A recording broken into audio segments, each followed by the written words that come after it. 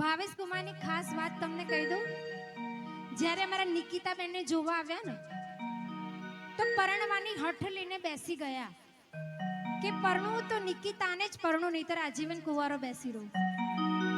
સાચી વાત ને ભાવેશભાઈ? પછી એમના મમ્મી ક્યાં બેઠા છે? એમના મમ્મી આવ્યા છે કે નહીં? ક્યાં બેઠા છે? નીરુબેન ક્યાં બેઠા? હાથ ઊંચો કરો તો ખબર પડે કે કેવા સજી ધજીને લાડકવાયા દીકરાને પરણાવવા આવ્યા છે. ક્યાં બેઠા છે? ઊંચા થાવ. કેમ છો? મજામાં નીરુબેન? તમને મારા તરફથી જય શ્રી કૃષ્ણ, જય સ્વામિનારાયણ, જય ગુરુદેવ. પછી અમારા ભાવેશભાઈ છે ને નીરુબેનને જઈને કીધું કે મમ્મી મમ્મી હવે હું મોટો થઈ ગયો છું,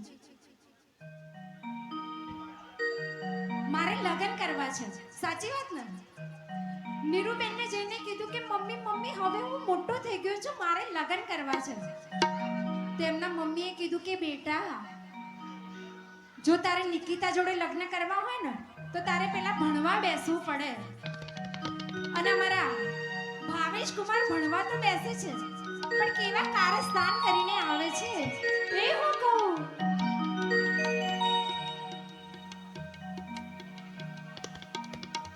એકડું આવડ્યો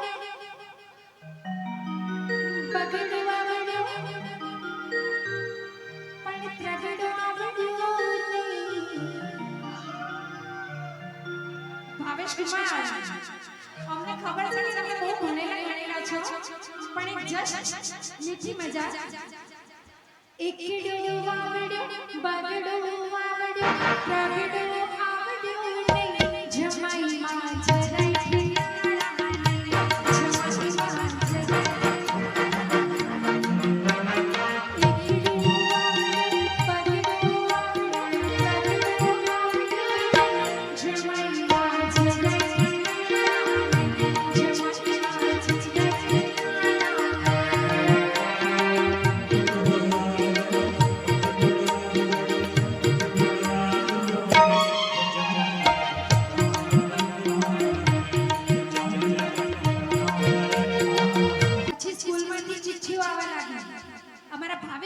નામની ટીચરોની નીરુબેન ઉપર અને અમારા રમેશભાઈ ઉપર કે રમેશભાઈ તમારા દીકરાને સ્કૂલમાંથી ઉઠાડી લો, કારણ કે પોતે તો ભણતો નથી ને બીજા 10 ને બગાડે છે.